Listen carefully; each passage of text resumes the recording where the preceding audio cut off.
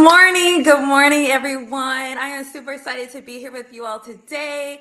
It is a blessed Wednesday. Y'all, we thank God that we're alive, that we have the activity of our limbs, a sound mind. God is good. And I am so thankful that it's Wisdom Wednesday and that y'all are joining me to get some. I am Dr. Juanita Mercer. I'm the founder and CEO of Lead My Heart. And I am just so excited about this episode. So I'm going to go ahead and split my screen here and get started because I want to be sensitive to your time. And we can establish some things here, okay? So this is a mental health leadership series that I started last week. This is the second episode in this series. And today we're talking about breaking burnout. Breaking burnout. Now, certainly don't want to give excessive kudos to the show Breaking Bad, but I think if anyone watched that show years ago, you understood how easy it was for one bad decision to lead to another, And it was like, I thought I would never be here. I thought I would never do this, right? How many of us have been there, right? That's what burnout is. It starts as a little thing and then another little thing, and it just adds up, y'all. And so today we're talking about how to break burnout, overcoming avoidance, mediocrity, and yearning. And I'm super excited for those of you who are joining me today on Facebook, LinkedIn, YouTube. I want you to like this video, comment, let me know that you're here, say hello, and then share this on your timeline, okay? Because let me tell you, you are going to be blessed by this. I was blessed in preparing it. And I know y'all hear me say that a lot. Like, why am I so excited about these episodes? Because I love what I do. I love what I do. And I love learning with you. Okay. So this is something that I first started talking about last year. And I'm so glad to bring it back with this series that I'm doing, the Mental Health Leadership Series. So y'all, let's move forward. But I got to start with a disclaimer, which is the right thing to do anytime we're talking about mental health, and especially with me having DR in the front of my name. First of all, I'm a PhD, okay? Let me make sure everyone understands that, because people be watching just to play gotcha, but I do have a disclaimer. Welcome to the Mental Health Leadership Series by Lead My Heart. The content provided during this live stream series is intended for educational and informational purposes only. It is not a substitute for professional mental health advice, diagnosis, or treatment. Always seek the advice of your mental health professional or other qualified health provider with any questions you may have regarding a mental health condition. Never disregard professional mental health advice or delay in seeking it because of something you heard here on this series. The views and opinions expressed during these sessions are my own and do not necessarily reflect the official policy or position of any other agency, organization, employer, or company, okay, regardless of who is tagged in this video. Thank you for joining me, and I hope you find this series beneficial in enhancing your leadership and wellness journey, okay?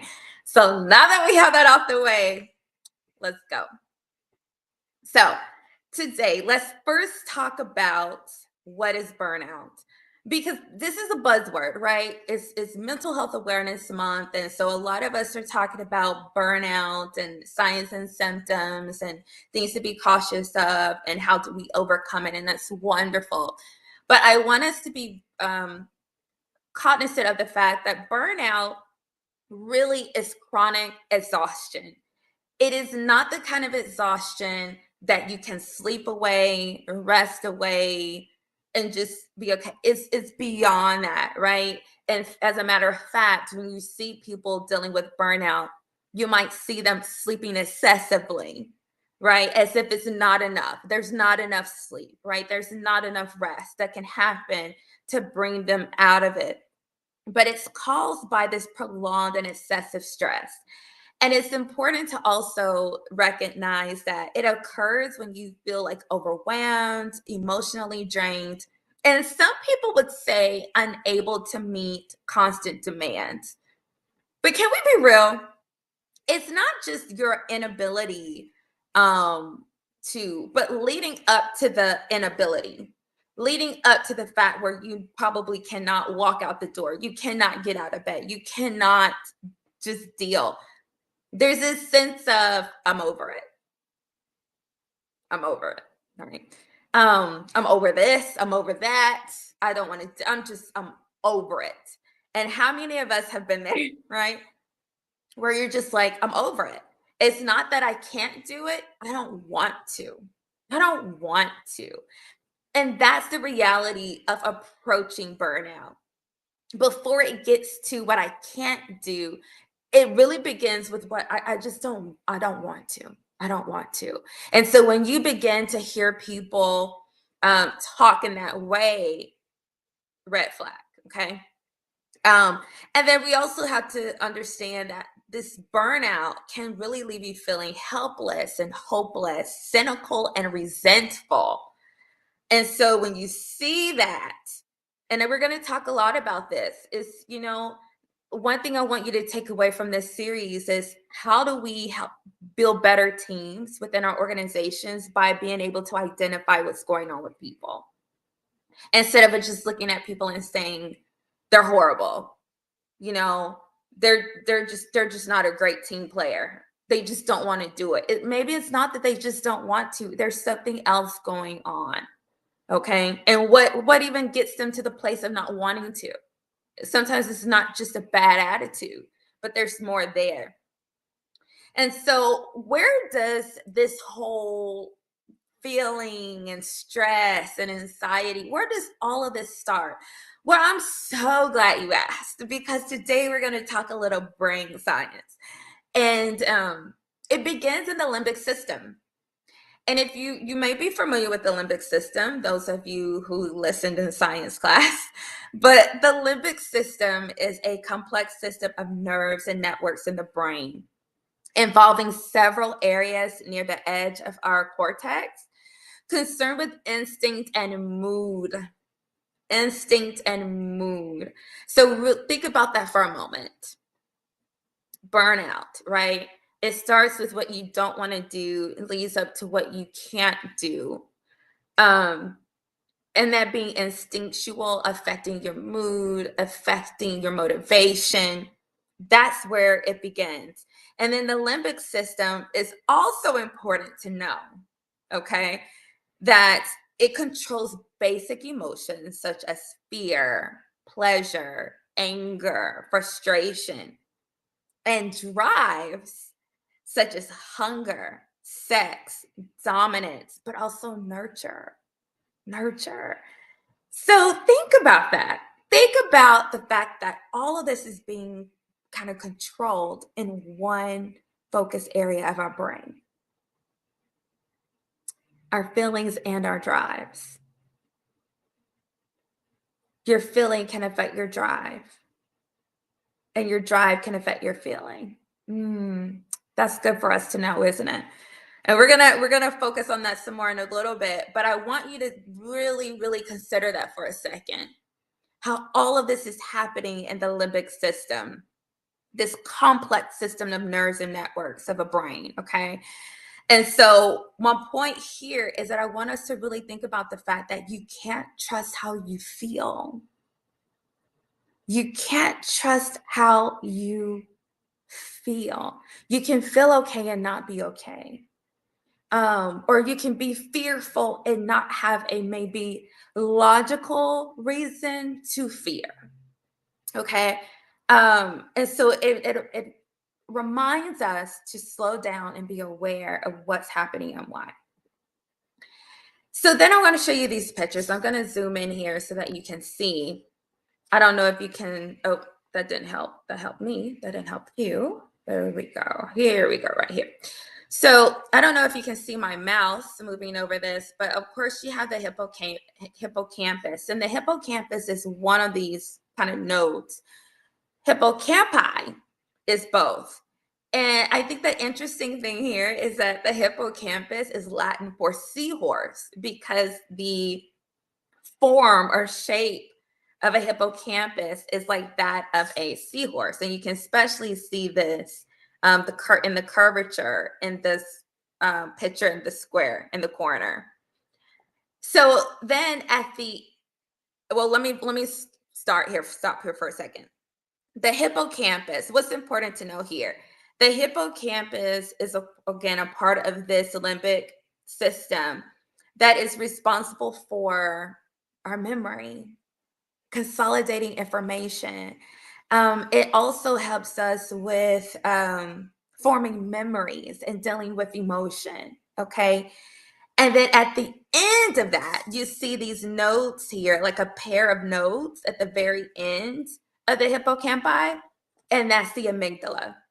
Now, they work as a pair, so they're not considered like amygdalae, right? No, but they work as a pair, and it's just the amygdala. And I want you to notice Amy at the front, at the beginning of amygdala. So we're going there in a minute, but the amygdala is where our fight or flight response is kept, okay? But it also is responsible for aggression, how we learn through rewards and punishment, how we handle implicit memory or that unconscious memory, like knowing how to ride a bike without remembering when we learned how to ride a bike. Is also responsible for our social communication and understanding, like how we interpret someone's feelings, and how they talk or how they, use gestures, which I'm like the queen of gestures. I love using gestures when I talk. But it's also those responsible for the emotions with regards to parenting and caregiving and being nurturing. Okay. So that's the amygdala, Now, it's also important to know how this works, y'all, and what is all happening here because they work in pairs. And again, our drive can affect our emotions, and our emotions can affect our drive because it's all happening in the same place, in our limbic system in our brain. So, now I want to talk about the 3 signs of burnout in leadership. Now that we know the science of the brain and how it works and what we're looking at, right? Let's look at 3 signs of burnout. Now, how did I come up with these 3 signs? Well, first of all, if you look at the general symptoms of burnout, they really can be categorized by 3 different areas, okay? But then also the acronym AMY comes from the beginning of the word amygdala. So for those of you who are part of my mailing list, you may have seen the blog that I wrote recently, and it was called, Are You Dating Amy? Okay, are you engaging her? Look out for that girl, because these are the signs of burnout that you might be experiencing. And then if not you, someone around you or someone on your team. So let's get to the first one. And the first one is avoidance. Okay, let me go back to my bigger screen so you can see all of my big gestures. So avoidance. Avoidance refers to, y'all, when leaders are distancing themselves from the role that they have and the responsibilities of that role. The decisions, they don't want to make them. They don't want to interact with people because of the stress and overwhelming sense that they get when they engage in their role. And this behavior can stem from feeling overburdened, emotionally drained, and leading to just reluctancy in engaging at all, y'all. Do you know someone who's doing this? Or maybe you are doing this.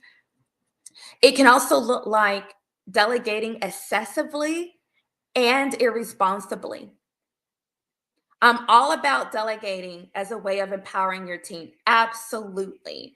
But we have to be cognizant of when avoidance is happening and it begins to look like excessive delegation irresponsibly, meaning you're delegating roles that only really you should have as the executive, okay, or as the owner, or as whatever that role encompasses, that someone else is not prepared to do, nor that they have the accountability or the responsibility of that task. So we have to look out for that. Avoidance can also look like ignoring conflict, which doesn't help you, because what's going to happen when you ignore conflict? It's going to lead to unresolved issues that fester and grow. But we do that when we're avoiding. Avoidance can also look like procrastination. Okay, I'm a big one with that one. It's delaying important decisions or actions that can lead to missed deadlines and increase pressure on your team. Helps no one. And again, procrastinating is only going to lead to poorly impacting your team and every other thing, projects, programs that you are accountable for. Avoidance can also look like reduced communication, meaning that you're limiting interactions with your team. You're becoming less accessible. Okay. You don't have those open office hours anymore. You're telling people only contact me via email or contact someone else, and then they'll let me know what's important. Or it could be avoiding meetings or feedback sessions because honestly, you just don't want to know. You just don't want to know. You just can't deal with it. So that's what avoidance can look like. And if you're dealing or experiencing avoidance, or you see someone else doing that, let's take a step back and say, okay, am I okay? Am I okay? What's causing this? And what am I going to do about it? And if you're seeing it in your leader, it's okay to ask, are you okay? Is there something I can help you with? I've noticed a lot of avoidance, and it's starting to impact the work that we do. How can I help? How can I help? So then, mediocrity. Mediocrity, y'all. Now, I'm telling you, mediocrity to a lot of people is not a big deal. It is for executives. It is for heart leaders. It is for spiritual leaders. It is for people who know that they're not just leading teams, but leading purpose. We don't settle for mediocrity. As believers, that is not in our DNA to do anything mediocre. No, we excel. We work in excellence. That is the goal. And so mediocrity is a big deal, y'all. And it happens when you see a leader's performance and aspirations drop below. Some people would call it potential. I'll say, no, your ability. Your ability.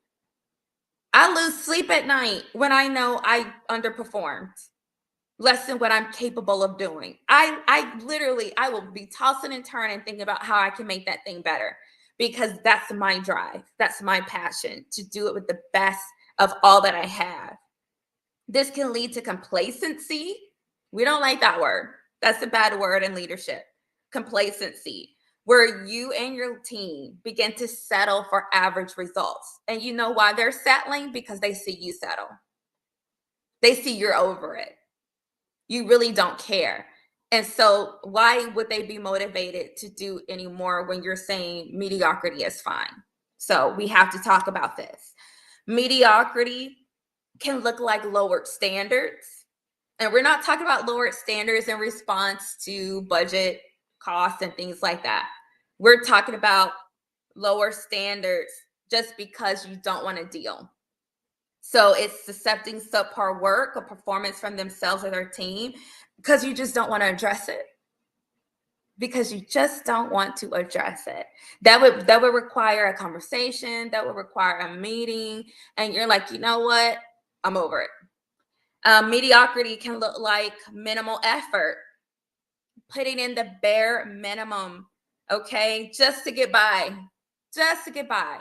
Oh, when you begin to hear, it is what it is, and that's someone's constant, it is what it is, that's a problem. It is for me. That's a problem. What's going on? Why is it that you don't want to, seek other opportunities? Or why don't we want to provide our best service? Why don't we want to meet needs to our customers and clients in the best way that we can? Why is this okay, right? Less than what we're capable of doing. And that also looks like the lack of enthusiasm and drive to go above and beyond. Okay. So again, mediocrity can look like lowered standards, minimal effort, but it can also look like a lack of innovation. Avoiding new ideas or approaches is when you're sticking to the same routine only because you don't even have the bandwidth to try to do something new. Have you been there? I've been there. I've been in that place where it's just like, you know what? Let's just do it the way it's always been done, because I don't have the bandwidth to try to do something new, to try to rally new people, to try to teach them something new, all of that. So you just keep it safe. But what happens is that your mediocrity begins to impede the innovation and the creativity of your team and organization. You're the one who has to sign off on it, right? You're the one who gets to be the cheerleader of fresh ideas. And when you're not in the mood, when you don't have the bandwidth, it begins to impact your organization greatly. But mediocrity can also look like inconsistent goals. Setting unambitious, unclear goals from a lack of direction or purpose. Maybe you've lost your sense of purpose. Maybe you don't no longer really see the mission being exercised the way it once was. What are you doing about it? Because it really is impacting you and the work that you do, that you're not being consistent and clear in your goals and objectives, okay? And it's certainly hurting your team. So that was the M, mediocrity. Now the Y in Amy is yearning. And you might be saying, why is it wrong to yearn? Like, what do you mean? Like, isn't that what drives us, motivates us? Well, that's not the kind of yearning we're talking about, the motivation part. We're talking about the kind of yearning from a deep sense of dissatisfaction and that longing for change. Like something has to give. It's that. That when I'm talking about yearning, is that kind of language. It's something's got to give. Something's got to change. Either this has to change or I have to change, but this cannot remain the same, right? Something has to give. And you might feel trapped in your current role, desiring a different career path, work environment, or a break from your responsibilities. Or you might have that sense of purpose. You know what your purpose is, and you know you're not doing it. And you yearn to be able to pursue that. You yearn to be financially secure, where you feel like you can walk away from this great paying job with all these benefits and do what you've been called to do. But can I stop here and tell you something? Trust God in that. God made you for a purpose.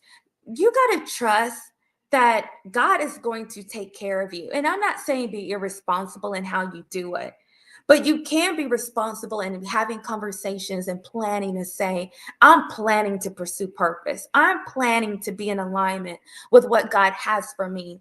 And I'm going to trust that when my discipline meets his provision, I'm going to be all right. I'm going to be all right.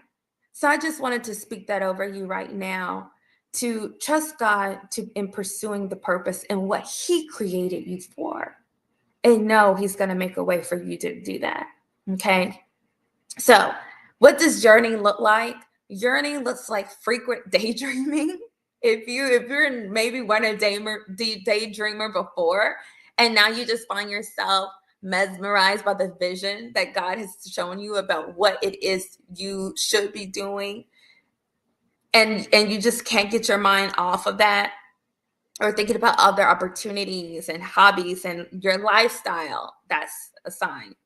Yearning might also look like expressing discontent. Oh my gosh. Have you been around those people where it's like, no matter what is going on, they're just spatting off that discontent. Oh my gosh, I can't stand this. I hate this. I don't like any of this. And it's like, well, do something different already, right?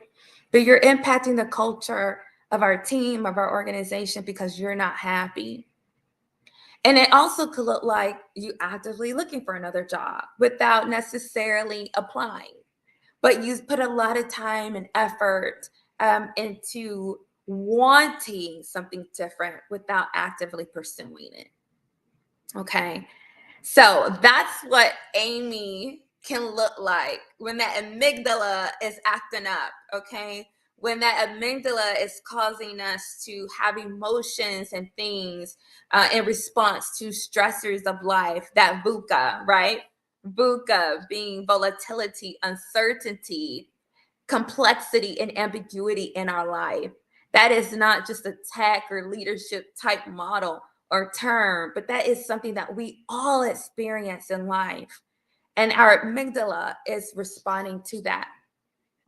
But let's talk about right now, as we come to an end, how do we break burnout? How do we break it? Number one, and you know, this is always going to be my number one tip for in strategy for anything we want to break, and that is to pray. Pray and ask God to give you guidance and to identify the things in your life that need to change. But not only pray, but pray and prioritize your well-being, because you are needed. You are needed. God has called you into leadership. He's called you to that organization. He's called you to that team. And until he's ready to move you into another place, your assignment is not complete there. And all I want to encourage you to do is to finish strong. Finish strong until that next door opens. Give everything you have where you are. Call out by name the things that aren't right, that need to be addressed, and pray for God to show you how to address them, okay? The next thing you can do is renew your mind. Romans 12:2 says, do not conform to the pattern of this world, but be ye transformed by the renewing of your mind. Then you'll be able to test and approve what is God's will, his good, pleasing, and perfect will.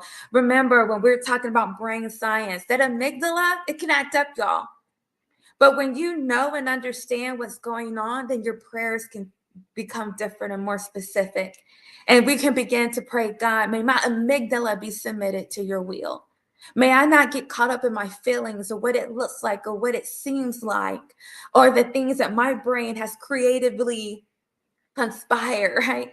But let me see things how you want me to see them. Let me feel, God, what it is that you want me to feel about this situation, this challenge, that team member, that leader. God, let me be submitted to you. May my amygdala be submitted to you and your will, submitted unto Christ. And then also embrace your new self. Ephesians 4:22-24 says, you were taught with regard to your former way of life to put off your old self, which is being corrupted by its deceitful desires, to be made new in the attitude of your minds, and to put on the new self, created to be like God in true righteousness and holiness. And that is my desire, to be both holy and whole in my leadership. And my prayer is that that's your desire too. We have to stop leaning into our humanity and begin to lean into our spirituality. That's putting on that new self. It's not getting caught up in saying, well, I'm only human. You know, you're not just only human, you're also spirit. And we were made in the image of God to look like God and to function like God. And when we lean more into that, and I lean more into I'm made in the image of my Father and not flesh, then we can begin to do the next thing, and that is to take captive every thought that does not help us, that is not beneficial to us. 2 Corinthians 10:5 says, we demolish arguments and every pretension that sets itself up against the knowledge of God, and we take captive every thought to make it obedient to Christ. Only good and beneficial thoughts here. That's it. That's it. That's how we can begin to break burnout and really come into the joy and the fullness that God has for us in both life and leadership. He's not just concerned about your joy in your home, concerned about your joy and at the times when you're in your free time and your hobbies. God is concerned about your joy and your livelihood and your fulfillment, where you spend most of your waking hours too. And that is in your organizations and working on your teams, with your colleagues. That's where he desires to see you fulfilled as well. The next thing you need to do is seek therapy with a licensed doctor, okay? Y'all, God has gifted us with people who can walk beside us and be companions and who are anointed for this type of work. Do not forsake the resources that God has given us simply because you're a person of faith. They work together. And we're one body with many gifts, right? That's what the word tells us. We're one body with many gifts. So you don't have to forsake one or the other. They both work together for the good. And then also, I would encourage you to find an executive coach who can also be a mental health companion. I have a certification in mental health ministry and working on a mental health coach certification. Why? Because I understand the pressures and the weight that my leaders carry. And I want to be able to be a companion to you as you walk through your mental health journey with your therapist, not in lieu of, no. One and the same, walking hand in hand together. And I think it's so important that as you're working with people to help you develop as a leader, that if you're having mental health challenges, as we all will at some point, okay? Now, I'm not speaking that over us. I'm just acknowledging the fact that this is a part of our humanity, our walk, and that's why we have to renew our mind and submit it unto Christ. But find someone who can be that mental health companion to you, who doesn't stigmatize it, who recognizes, the journey that you're on and can help you navigate that in your leadership. And then lastly, but certainly not least, establish collaborative boundaries. The world will tell you you got to have boundaries. And yes, you do.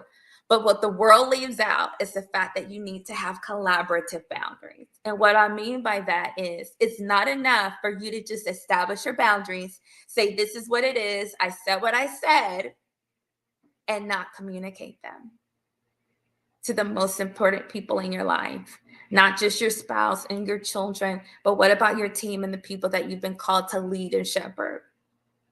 Having transparent and open conversations with them about your boundaries and what that looks like and how you can work together to ensure that my boundaries don't impede on the work of the team, the organization, my family. What does that look like? That's the piece that is missing so often in how we address boundaries. It's great to have them. They're necessary. But the other key piece is properly communicating them. Okay. So those are the ways that we can break burnout. I would love to know if you have any questions. Feel free to leave them in the comments section. Let me know what your reaction was to this episode. And what was your takeaway, And then if you did take something away, then I would ask you to share this live stream because you found it beneficial to you. And if you found it beneficial, certainly someone else will too. Okay, so thank you so much for those of you who have been watching today and joining me. Just want to remind you that you can go order your copy of my newest book, When Leaders Love. It is a 31-day devotional for leaders, just teaching you how to unleash the transformative power of love in your leadership. Y'all, it is necessary. Talk about strategies. Love is the strategy, okay? It is the strategy.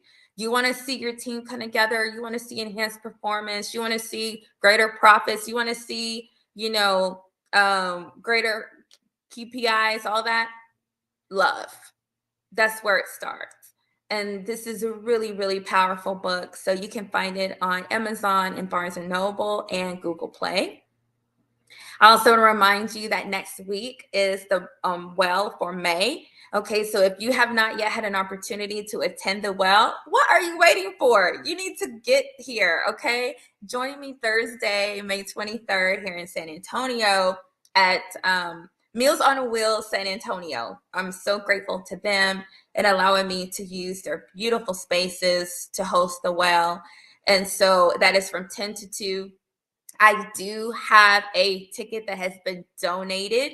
So if you're interested, you must commit to coming on May 23rd from 10 to 2. But I would love for you to have that ticket. So just reach out to me and say, I'm interested. I want it. I will be there. And we will go from there. Okay. So again, the well is coming up again next week, Thursday, May 23rd. And registration deadline is the 21st. Okay. And then if you want to reach out to me, you can visit leapmyheart.com. You can text. And I rarely answer this phone call because I get a lot of spam. So, I mean, this phone number, but text me, leave a voicemail. I will get back with you as soon as possible. And then also follow me at Leap My Heart 2022 on Facebook, LinkedIn, Instagram, YouTube. I'm there. And then I invite you to join me next week for the last episode in the Mental Health Leadership series, where we're talking about leading through seasons. We're going to break down what the 4 seasons of life and leadership look like and how we can better manage and lead ourselves with regards to the different seasons of life. Okay. So be sure to join me for that.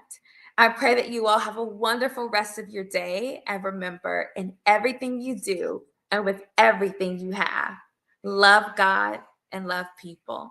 Goodbye.